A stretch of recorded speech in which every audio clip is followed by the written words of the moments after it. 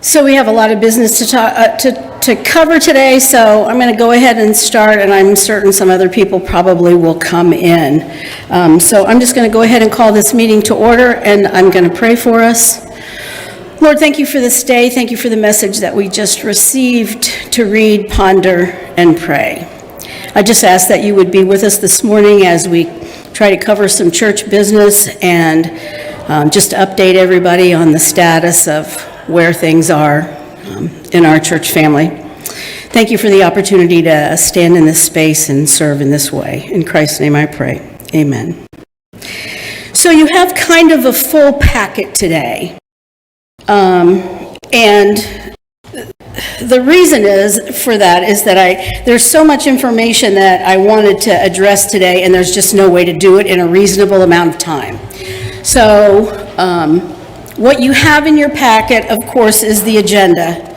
And then you should have copies of the church officers and team leaders. You should have a page that is entitled Goings On, which has some of the upcoming things that are happening at Federated. Then you should have some minutes from the executive board meetings, the coordinating ministry council meetings, praise and worship. I don't mean praise and worship, I mean the worship team, and marketing and media. There's notes from the staff meeting, and a little bit of a kind of faded description of a class that Dusty's going to start in July on a book called Distorted Images of God. And I will tell you that the product description on the back is probably not something you're going to be able to read. So if you just flip to the very last page where that is, I'm going to read it to you. It says, though we say God is loving, trustworthy, and all-powerful, our actions and thoughts reveal the subtle and not so subtle lies we're believing, that God is impossible to please, manipulative, and likely to abandon us. Written with compassion and conviction, these 8 studies bring to light our distorted thinking and point us to the truth of who God is, the great healer who knows us intimately and pursues us with love. So everything I tried, I could not make the copy machine copy that, so I'm sorry that it's not a very clear copy. One thing that I don't think I put in there is the minutes from the last meeting, and I meant to do that, but I think that that's the one thing I forgot. So I don't know if anybody's had a chance to read those minutes, but I'm going to postpone approving them until I can present them to you, so we'll just wait until the next meeting to do that. The next thing is on to old business. So the new governing structure is rolling on, and that's part of the reason why you have the minutes from some of the meetings that are happening, just so that you can know some of the content of what people are talking about. The ongoing needs that we have still are some folks to join the core outreach team and the core spiritual development team. One of the main points of the Federated mission statement is connecting people to the needs around us. So outreach is a huge piece of what we do. Almost everything we do can be tied to fellowship and or outreach. So the fellowship team has a whole bunch of folks on it. A lot of those folks work on outreach things also, but if you have a particular passion for reaching out to the needs around us, then I would invite you to join the next outreach meeting, as that core team is still forming, and that is listed on the goings on. It's this coming Wednesday at 4:30. When we talk about spiritual development, Bill DeWitt and Susan Thomas are driving that train and have added a devotion to bread and broth, a second adult Sunday school class, and are planning for a retreat in the fall. Susan's been working on the youth Sunday school classes and, of course, Vacation Bible School, which she just discussed this morning. The Carrie Newcomer concert, as you may or may not know, raised $7,126 for food finders, and they were grateful for that. Plus, it was a really great concert if you weren't there. And the secret is we have it taped on YouTube, so if you want to see it, let me know and I'll give you the link. The June service project, well, actually the March service project with First Christian that we did at Food Finders Fresh Market was a great success. The June service project we did was the habitat build, which you'll see and hear more about, I'm sure. The Pierces, who are the families that the habitat home is being built for, will be here Wednesday night for bread and broth, and they'll share a little bit about their habitat experience as we share a meal together. The endowment board is looking for some new members. So that's partly why you have a list of the officers and team leaders that are on this sheet that's somewhere in your packet. So Jim, I know, is going to be inviting some people to join that board.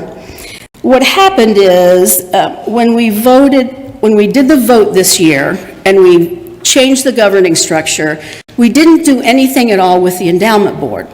So what that means is the folks who were supposed to transition off and be replaced were not. So there are a couple of slots that we're looking to fill right now, at least 2, maybe 3. So if you have an interest in that board, it's likely that Jim will be calling you. And if for some reason Jim doesn't call you, call him, because he would love to hear from you. Those, I think, are the most important things for old business. Does anybody have any questions or comments or statements, anything about any old business that we've been working on? Okay. If there's anybody online that has any comments, please just put them in the chat and somebody will get them to me. Probably Orlo. Okay, new business. So we've talked today already about the 2 babies that we have that have been born to folks in the congregation, so congratulations and welcome to those babies. We decided a little while ago, not a long time ago, but a little while ago, that it would be good to do mid-year reviews with the staff. And so Dusty and I came up with a set of questions. He presented them to the staff with a time frame for them to answer those questions and then meet with him about the responses. What he didn't know is I was going to ask him to answer those same questions and meet with me about his responses, and we have done all of those meetings and shared some good information, and there are challenges that we always have, and I think that we've had the ability to address many of them. The financial secretary position, I know we've heard this conversation before about the financial secretary position, but I'm really excited about this round. You know, they say third time's a charm. So I'm really excited about this round. We've got a couple of folks that are interested. Those interviews will be happening, and hopefully soon we can relieve some of the stress of Orlo, Diane, and Kay and have that position filled. The grounds currently are being maintained always by Hank on his mower and his weed whacker and some kind of pressure washer thing. Goose and Bryce Kuhn are also doing work on the grounds and trying to keep them up. They've begun to update the garden behind the church, clean off the place where the benches are, and I think Bonnie's in the process or has already bought some flowers to try and spruce up that part of our grounds.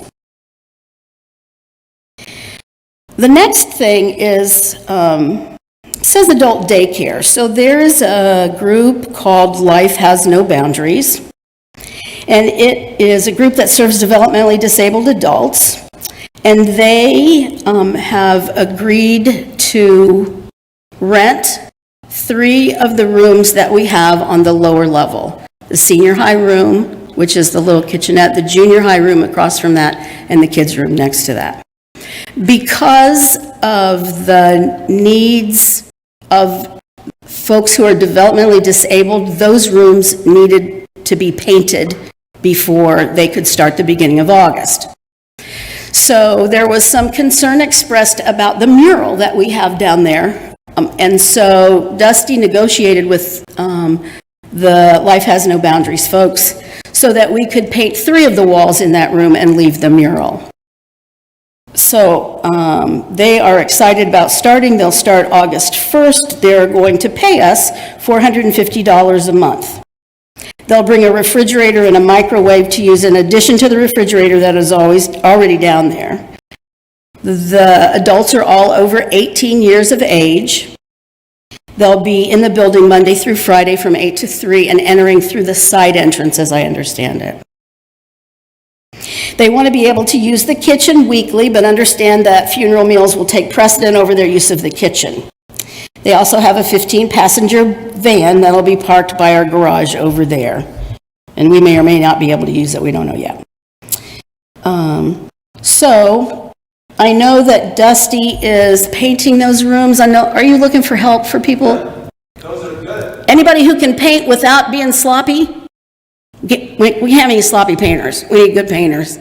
But if you're a good painter, speak to Dusty. If he doesn't let you do it, that means you're not really a good painter.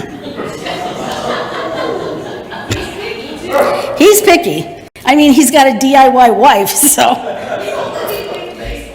Let's see. Yes, Jim? So does that mean the other areas are going to be painted white? Yeah, so I met with Susan, and what we agreed to was to take a picture of the handprints, make it into a poster, and so paint over the handprints, but put the handprints in a poster back on the wall. So is it going to be a poster or is it going to be a framed picture? It's going to be a framed. Whatever Susan does with the picture, I guess. Okay. Why did we have? Because the folks who have developmental disabilities are very sensitive to their surroundings, and so they have to be as, I'll use the word non-invasive or simplistic. Somebody said something. That's it. Low stimulus. In order for them to function at their highest, they need the least possible distraction. And initially, they wanted to paint all the walls white, but obviously, Dusty negotiated with them to keep the mural that we have. But that's a good question, Barbara. Thank you. And Sarah's room at this point will not be painted. So actually, we're not doing all three. Actually, we're not painting all three rooms. They're okay with Sarah's sensible class remaining the color that it is, because it's a muted type of brown or something. They're okay with it. Good. Yes? How many individuals are in it? Do you know the 8 to 10. 8 to 10? 10 is max, plus 3 teachers. Any other questions?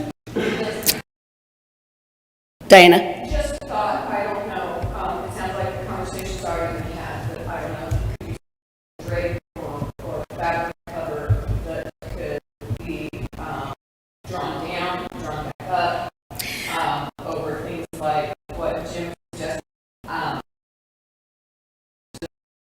I think that's a backup plan if they find that the mural is a problem. That was originally the idea was to cover it with some kind of a cloth that could be the hands.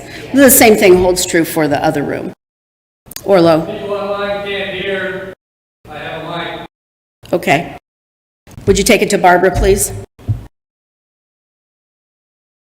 Sorry, folks online. Apologize for that. Is this going to add any more to the staff's work? No. No. The teachers will be totally responsible for those folks. Good question. Another question, so that the folks online, the original question that Barbara asked was why the rooms needed to be painted, and it's so that there can be as little stimulus as possible from the walls that currently have a lot of stuff going on. So that was the original question. And then Diana also suggested that we might, rather than take a picture of the handprints that are there and frame it and put it in there, that we might consider covering with Textile. some kind of fabric, textile. Question about cleaning back. Yes. Yeah, what about the Go ahead, staff- David. The staff, Nancy? having extra... Nancy, I can't really hear you. Oh, okay. Can you hear me now? Yep. Okay. What about the staff having to do extra cleaning? It seems like if they're there every, 5 days a week, that's really going to add to the cleaning people, the custodial people. So, Can I answer that question? yep. Yep.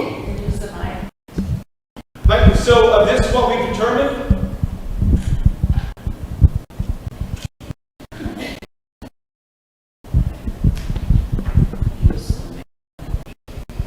We're going to, after they've been there for 1 month, we are going to meet in 30 days, and they're responsible for cleaning those 3 rooms.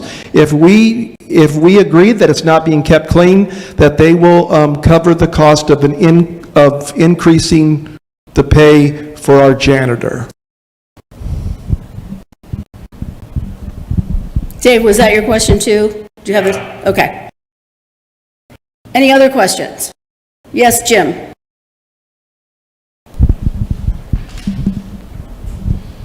I don't have a question so much as a comment. Is this on? Yes. Federated's always been pretty open about opening up our facilities for the community. We've had Weight Watchers coming in forever. We've had the NAACP using our facility. I find it kind of troublesome personally that we're renting out to some people who want us to make such big changes. And as somebody who's used one of those rooms for a long time, I'm struggling with that. So that's all I got to say. Can you tell me more about your struggle?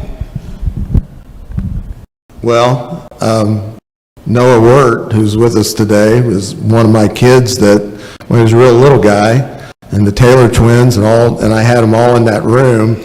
And that, I've always found that fish room to be very comforting. Somebody spent a lot of time and effort on it, and it's very unique, and it will no longer be unique. It'll just be another room. So that's my concern. I think in response to that it was clear that that was Susan's concern also, and she expressed that, and which is why we went further with the negotiations for the Life Has No Boundaries folks to see if we could meet in the middle somewhere and preserve at least that wall, which seems to be the most significant. And I think there are other items, there are plaque things that are on that wall also. So, we talked about whether or not those could be put in a shadow box, but it made the most sense to try and preserve that for the very reasons that you're talking about, Jim. So thank you for your comments. Yes? Well, one of the things when we allow other people to use our building, which I'm for, but the Sunday school kids think of those rooms as their rooms. Mm-hmm. And they have these specialties about it and pride about it. And then when we allow someone else then to have it, it becomes theirs, and it's no longer our children's room. And so I think that sometimes is a little frustrating to, just like all the rooms upstairs that we have, they're all daycare rooms, so they're not available for much use. I do think that it certainly is an opportunity for us to educate our children about sharing and reaching out and meeting the needs of folks who don't have a beautiful building to be in like we do. Laura Marie? Yeah, I was just going to say, it's hard because we're very sentimental about our church that many of us have been in for so long. And it's hard, but maybe, time changes and, we don't have that many kids in the church. And maybe we can just really document what's been there, and maybe there'll be murals in it in the future. But now these people with developmental disabilities that need a place to grow, safe place to grow and live and work, and also we need some financial support. So we will have to make concessions to, what we want to do with the church because of realities, you know, so, but I do understand, I feel very sentimental about things, but I know that we have to let go some too. I do think it's a challenge to figure out how it is that we share our space with people who don't regularly go here, who are not members of our church. But I also think it's a very, very, very significant part of what we all do and what we see as Federated's mission, as you said, to reach out to folks in the community and try to meet some needs. Patty? Yes, can you tell us a little bit about the organization? Is it a state organization? Is it a for-profit, a non-profit? I don't know this group at all.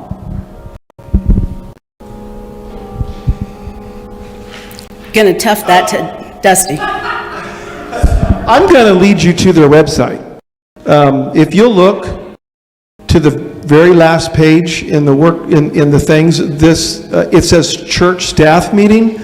This was the church staff meeting notes that we went through on this past Wednesday.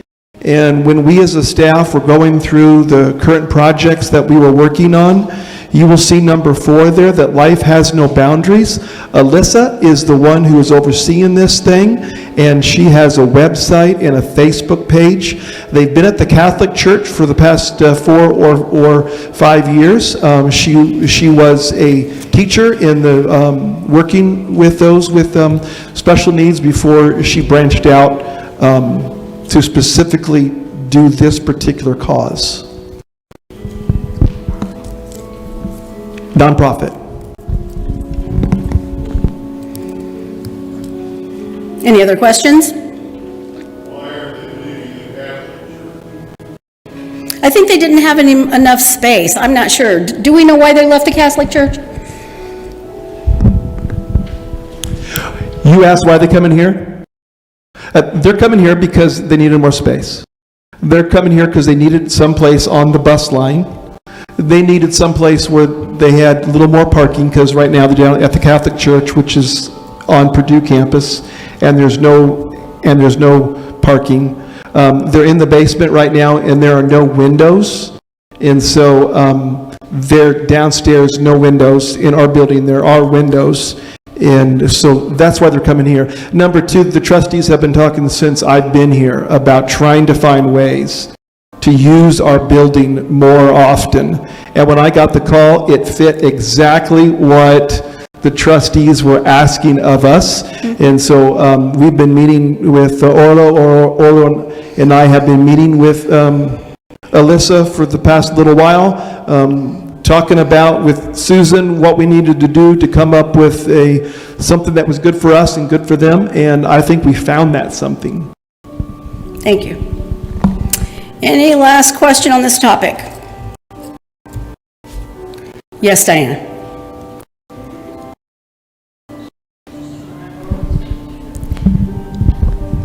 I just wanted to add, from somebody who literally worked side by side with Alyssa, her classroom was right next door to my classroom at Jeff. Alyssa's an amazing person.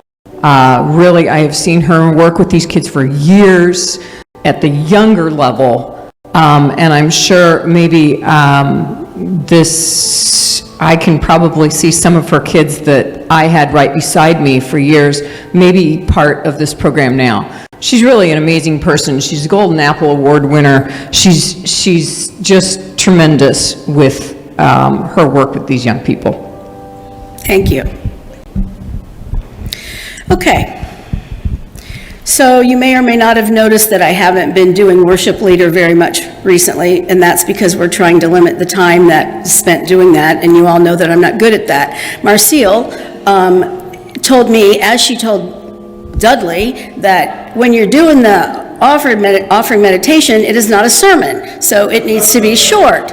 And so I get to use this time instead. I was the person who texted Dudley when he was up here last week saying, Marcille told me the same thing. So anyway, here's mine. I'm about 1.5 years into my allotted time as the president of this congregation. Never in a million years would I have imagined myself in this role. When Lynn first invited me to be a deacon all those years ago, I thought she must be out of her ever-loving mind. I didn't have what I thought was a deacon bone in my body, but I learned that at Federated, the job of a deacon was to be present and serve a group of people who so easily welcomed me into a family when I had none. It was a wonderful opportunity to serve people I felt I owed so much to. I never want someone to need to walk into the doors of this church and find it no longer here. My in-laws, who actually, Alice Steckel was a founding member of this church. Anyway, they had a home on Yeager Road. It was next to a travel agency, and Luann and Chuck spent their entire childhoods there. Now, it's a roundabout. I drove by it the other day on the way to the homestead and was so keenly aware that someone new in town would never know a family was raised there, flowers and trees were planted there, Christmases came and went there. There was even a home next door with friends for years, and it was replaced with an apartment building. So when something is, you never really think it won't be. When John and Sherilyn left, a piece of my heart left with them.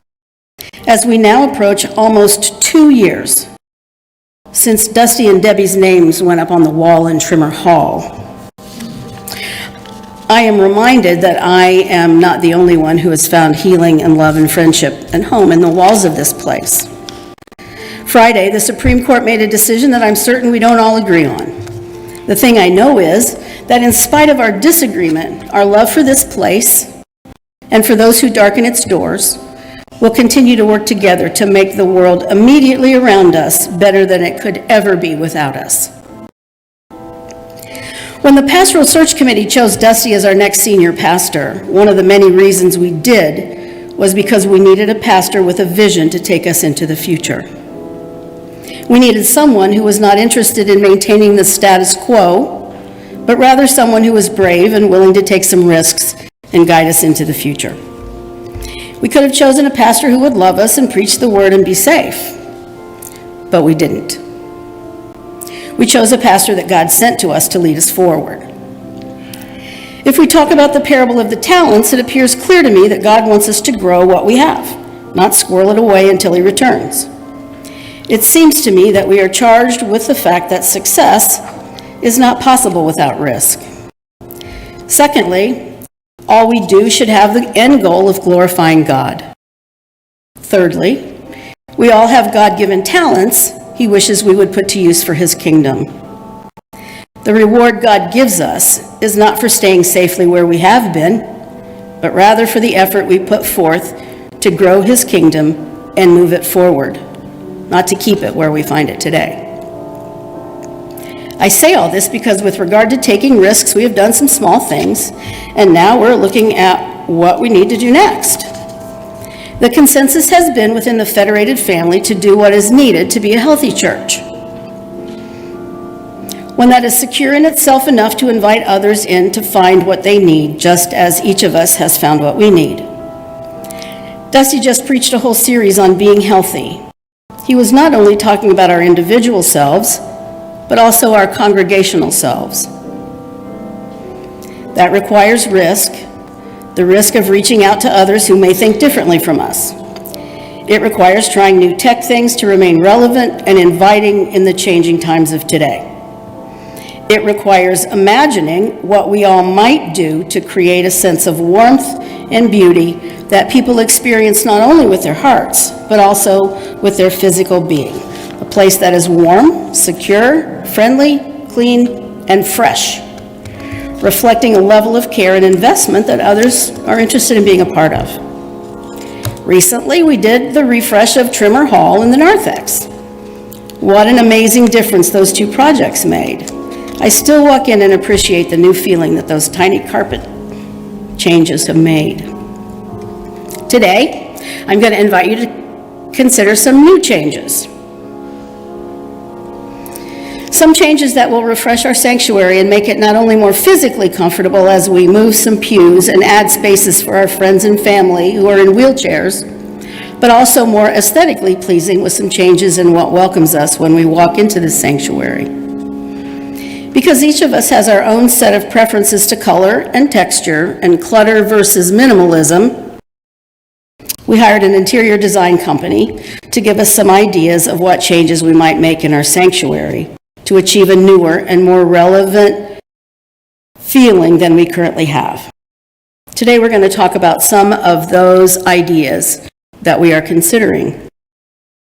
The first thing is you may notice there are 2 short pews up in the front.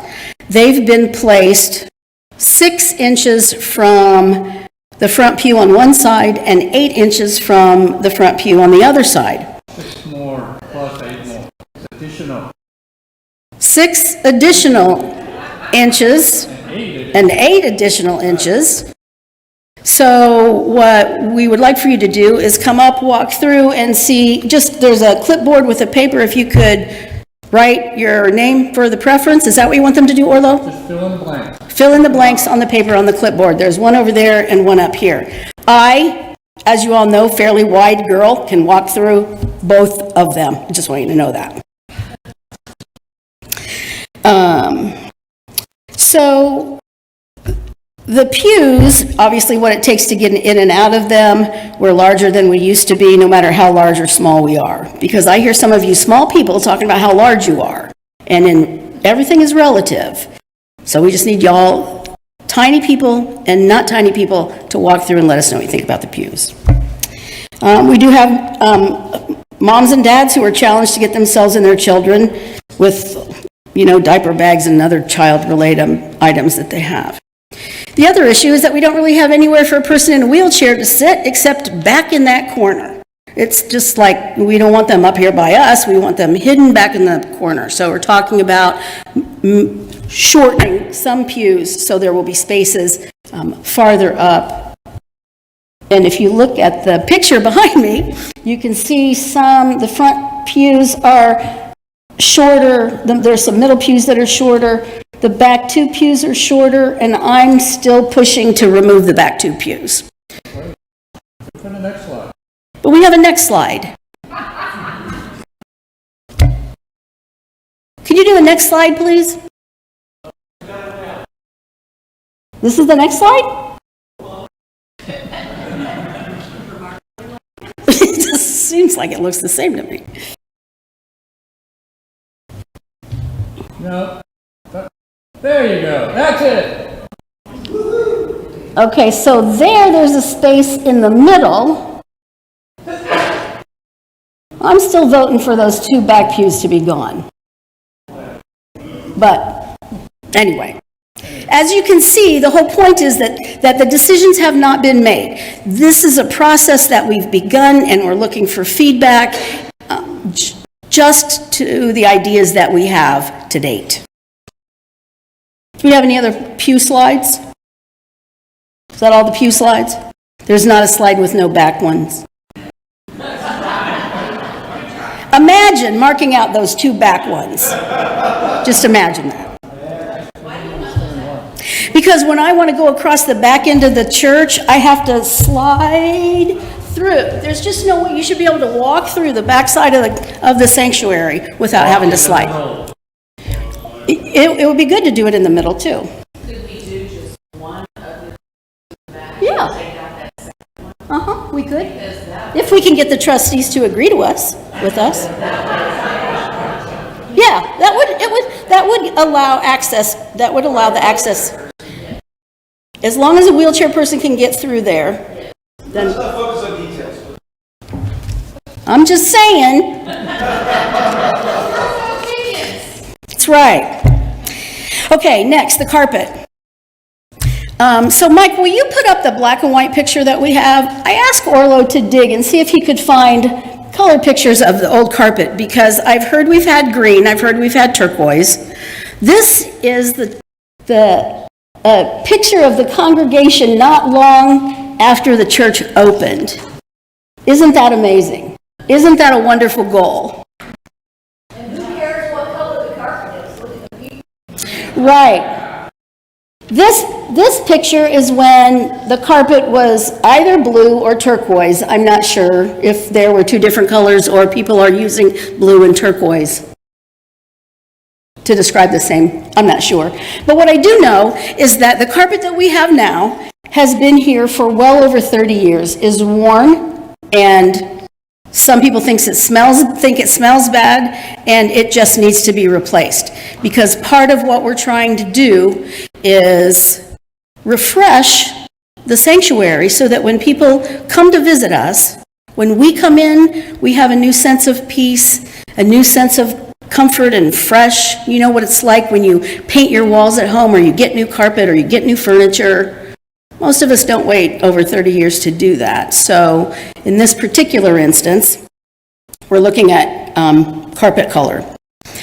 The other thing is that depending on what carpet color choices we make, there's a strong potential that we'll need to replace the pews, the cushions in the pews, because they also have been here for quite some time.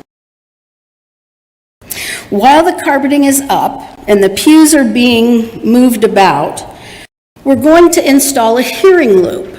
So a hearing loop, as I understand it, will enable folks who are here with hearing aids to hear directly into their hearing aid. And so the contraption that we have back there that you get and put on now to enhance the sound in the sanctuary will no longer be needed. But we can only put that down when the carpet is up.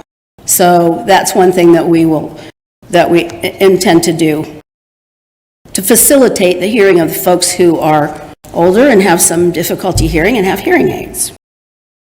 Along with that is the potential for the rest of us who don't have hearing aids. There's some potential to talk about speakers, maybe. So there's going to be paint for the sheetrock up front. So we know that paint makes a huge difference, and once painting happens, other things pop up that need to be taken care of. So, as Dusty said this morning, part of the new world we're in requires us to pay attention to the experience of our online viewers. They are about a third of us at this point. And we hope for some simple decorative changes that will make the worship experience better for them, as well by having the space behind Dusty be less cluttered and distracting. So I've watched online a few times to see what it looks like behind Dusty. And if you can see, there's a Mitsubishi wall unit up there, and the organ. So if we can do some minimal decorative changes up there, I think that will enhance the view behind him. And when Mike changes the angle of the camera and it's facing this way, the greenery that's behind Dusty makes a difference in what people are seeing. So those are things that we're taking into account. They're not the be-all and end-all reason that we're talking about changes, but they are important changes, or important things to consider. The other thing is that outside our church, people are looking for places to have weddings, and meetings and other events, theater things. So refreshing the sanctuary, again, is going to make it a more marketable thing for people in the community to use our space.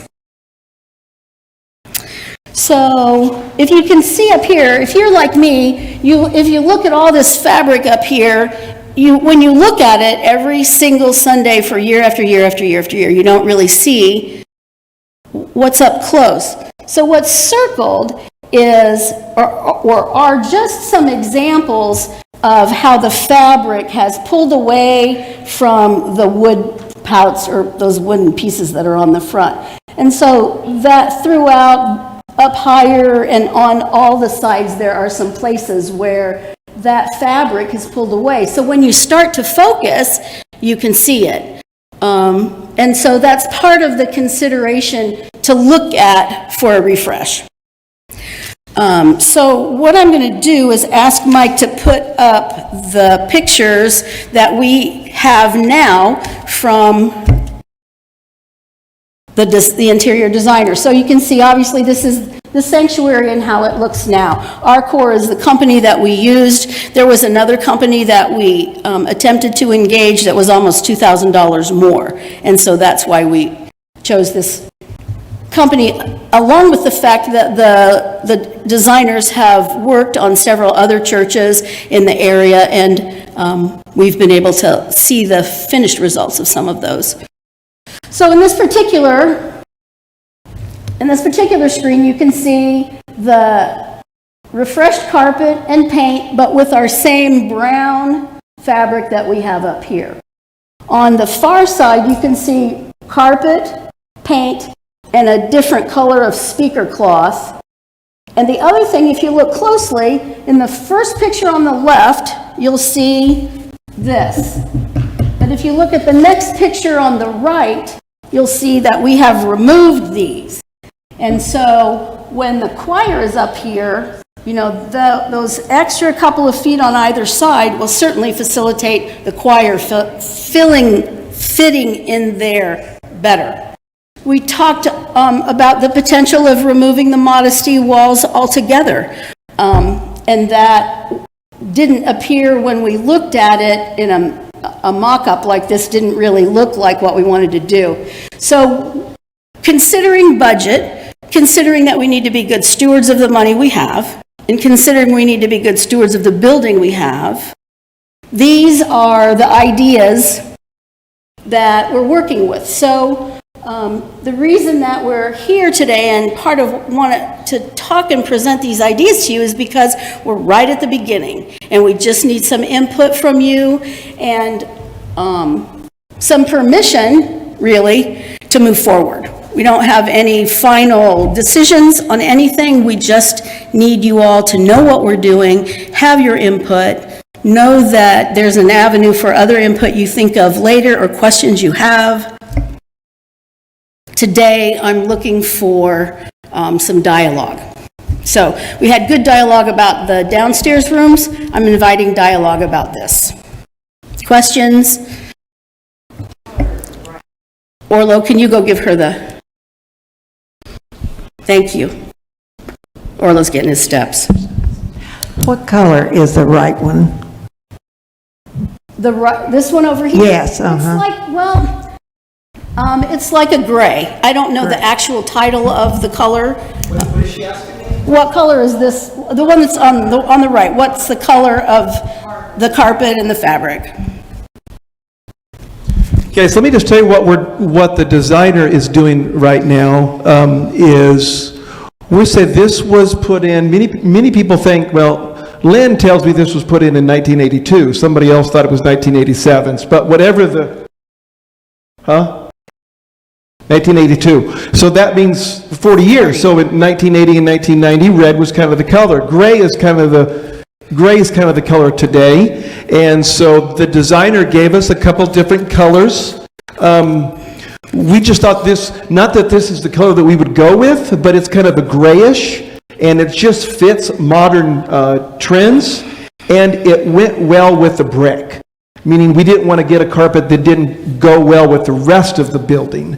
And so I wouldn't say that this is what we're going to do for sure, but we were asking her, would you saw our building, what would you suggest? And she said, I would suggest this type of tone, meaning that it's a gray over here, and you can tell this is a different color because it sets. In our room, this is kind of a different, in our tradition, this is a different spot than this is, and so this was a different color. It's a little darker gray.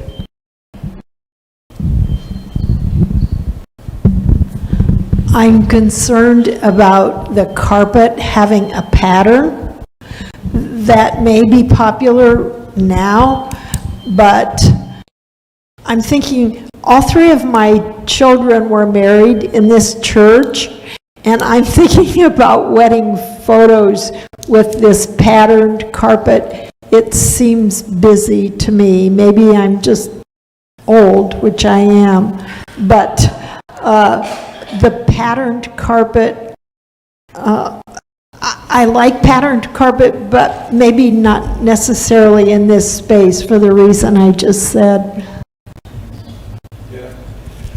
Great. And, you know, we certainly want to have that discussion about what would it actually be. I think you'd be surprised, we have this carpet here somewhere. It's not nearly as busy when you see it as what it looks like up there.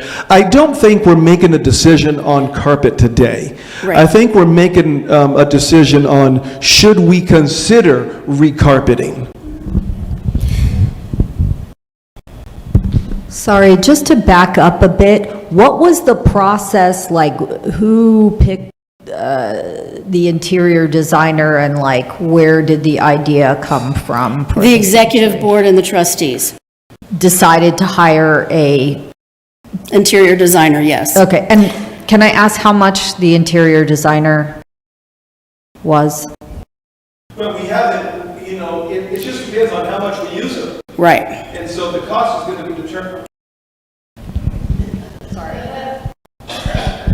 The cost of the designer will be determined on how much we use the designer. So for every time we go back and say, would you do something else, we spend more money. You know, she's probably given us 5 or 6 hours so far. And, you know, so what we see right now is something that she has said makes sense to the building. I don't think we're set on it. But let's just go back to, because I think this is important. How do we make decisions at Federated Church? How do we make decisions? We make decisions, number one, through the various committees. In this sense, this is a trustee committee and an executive board committee. And so the executive board suggests to the trustees that we consider this. They discuss it. A motion was made to hire a designer. It gets voted on by the trustees. It gets sent back to the executive board, and we're all on the same page. And then, so the person is hired, and then we meet with the designer, share what we think we might be thinking. She shares with us what she thinks she's seen, and she comes back with some ideas. I think the idea behind the designer is, I know nothing about design. And I've been around churches long enough to know that when we ask one person in the church to be in charge of it, it can be a very, what's the right word? Problem, big problem. It could be contentious. Yeah. And so we're trying to stay away from contention by finding somebody that this is what they do for a living. Right. The color palette really was one of the main reasons that we decided we needed somebody who was skilled in creating environments with color. So exactly as Dusty said, you know, there was a time when the interior designer would have said, red is really what, you know, is going to pull out the red in the stained glass windows and whatever else they said. But we realized that, you know, we could say, okay, we're just going to take what's in the narthex and run it through. And maybe that's a good idea, but what we wanted was some basic knowledge about color and the creation of atmosphere with color, so it only makes sense to at least ask a person whose skill set is that. Laura Marie still wants the... Yep. I'm there.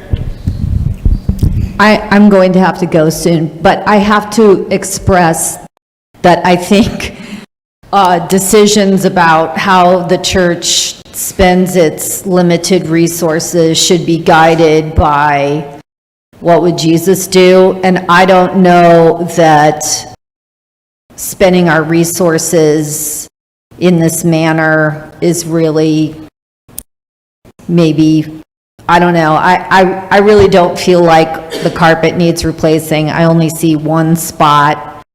I mean, I understand making the church a little more ADA accessible, but I think spending a lot of money on aesthetics is not really fulfilling a Christian mission in terms of where we should be spending money and efforts. And then also,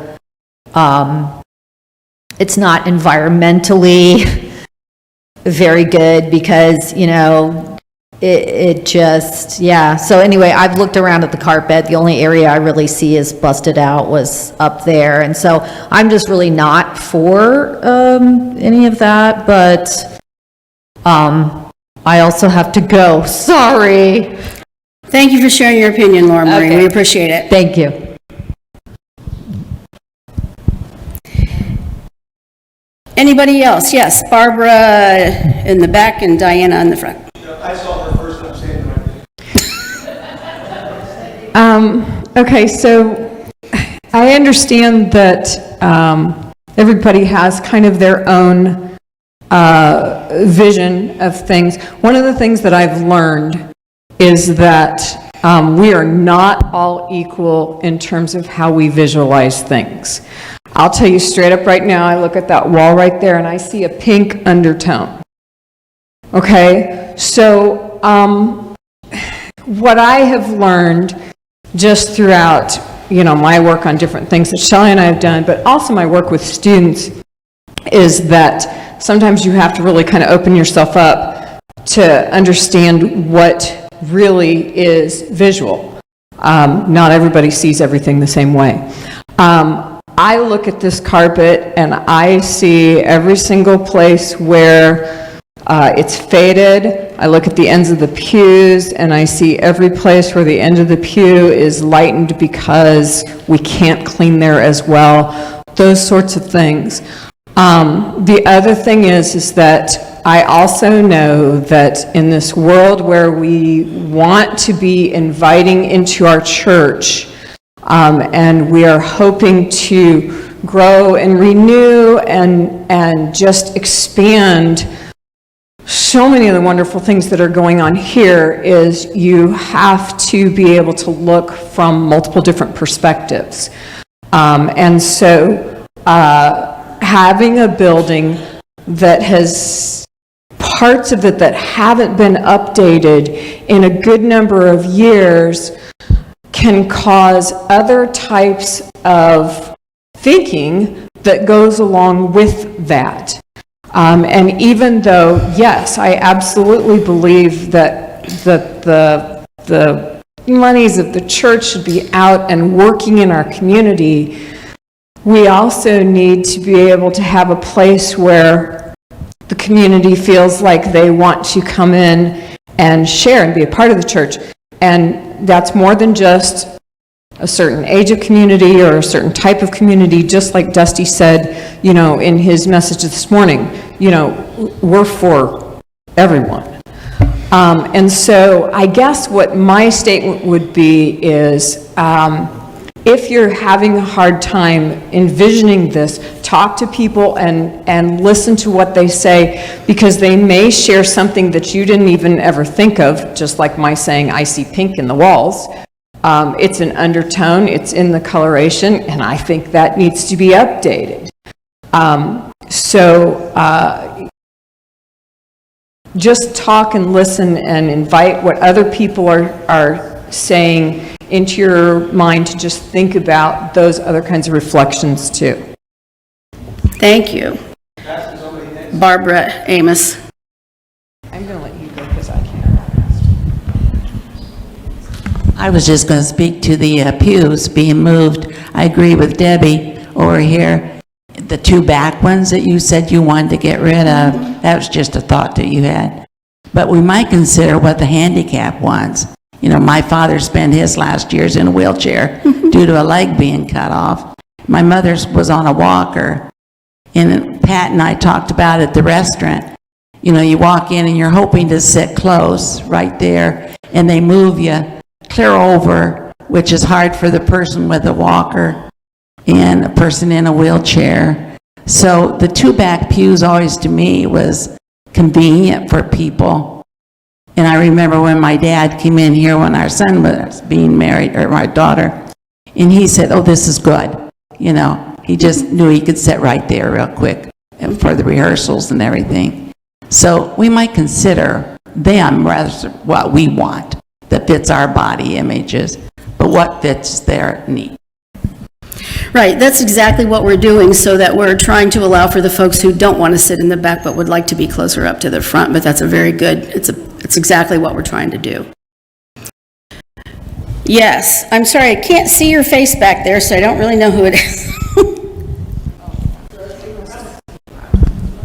My name's Rusty Garrison. Hi, Mr. Garrison. I've been on a couple different church boards with the trustees and stuff, and one of the things that I always looked at and tried to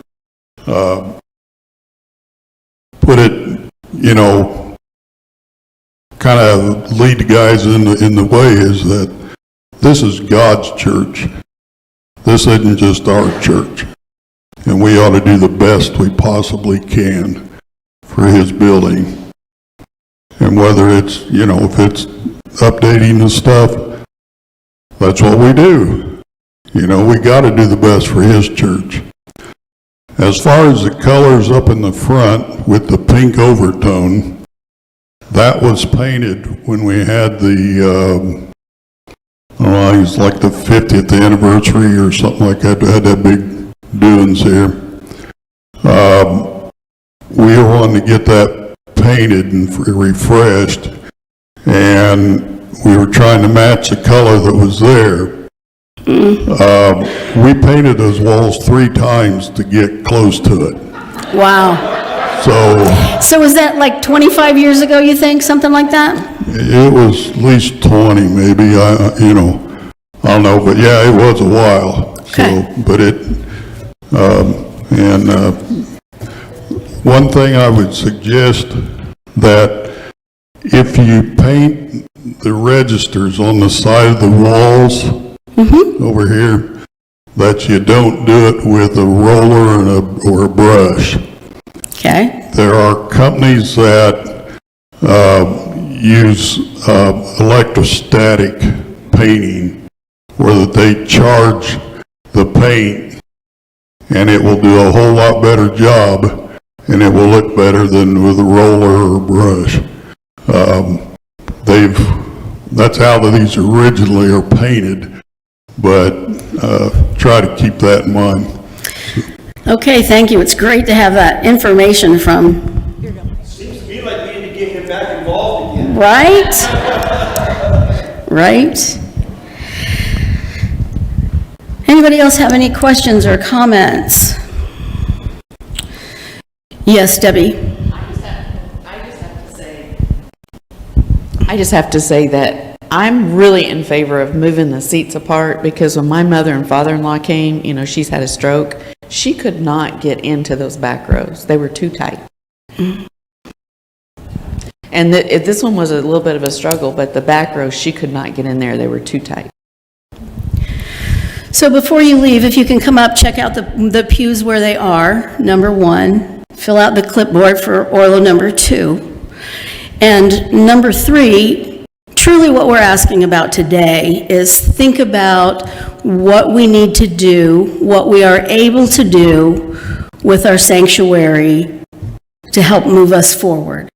And so what I'm asking today is that someone will say, I'm going to make a motion that we will continue on this journey, gathering data, gathering options, and come back with what we find out at a later meeting. So is there anyone who's willing to make that motion? Lynn is making that motion for me. Can I have a second? Diana, second. All in favor, please say aye. Aye. All opposed, no? Motion carries. Thank you very much. It looks like there's a hand. I can barely see a hand back there.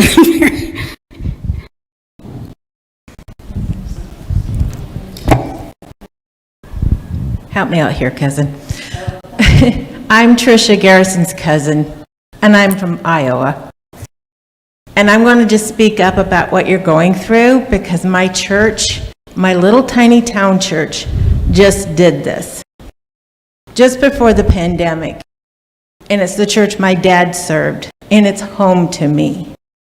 And we actually put up new brick stone wall behind our baptistry. We painted our ceiling to lighten it up because our sanctuary was dark. I want you to know you're just in the beginning stages. What you see in that designer's image is not what it'll end up to be. We had a contractor that does churches. and he did an awesome job in our church. And he did such a great job that we now have more weddings that want to be at our church because how beautiful it turned out. That's all I wanted to say. Thank you very much. That's the goal. Thank you very much. And we do know that this is not probably what we're going to end up with, but we had to start somewhere, and this is where we're starting. So if anybody doesn't have anybody have any other comments or questions, suggestions, desire to come up here and do my job? Anybody? Anybody? Thank you all for coming. I'm going to ask Dusty to close us in prayer today. We're getting our steps in. God, we're so grateful for this place, and Father, for the many people that have made this church what it is today. Father, you have called us at this season. Help us to be faithful to the calling that you have left us in. Father, we look forward to ministry in these years to come, knowing that you're here, that you're with us, that you're calling us to love one another and to love the community. So help us to do just that. In Jesus' name, amen. Amen. Thank you. Thank you all. Have a great week. Oh, one more thing I forgot to say. The first Saturday of the month Bible study small soul group is starting in July with this new book, Listening to God. So there's a small group of probably 8 of us maybe that are generally at that group. If you would like to join us, Saturday morning, first Saturday of the month, 10 o'clock to noon, we usually have donuts. And these books, if you're in the group, these books are next to Servant Central on that little stand next. So grab one of these books so you're ready for when we have our next meeting. Thank you, everyone. Thank you for taking minutes, Barb.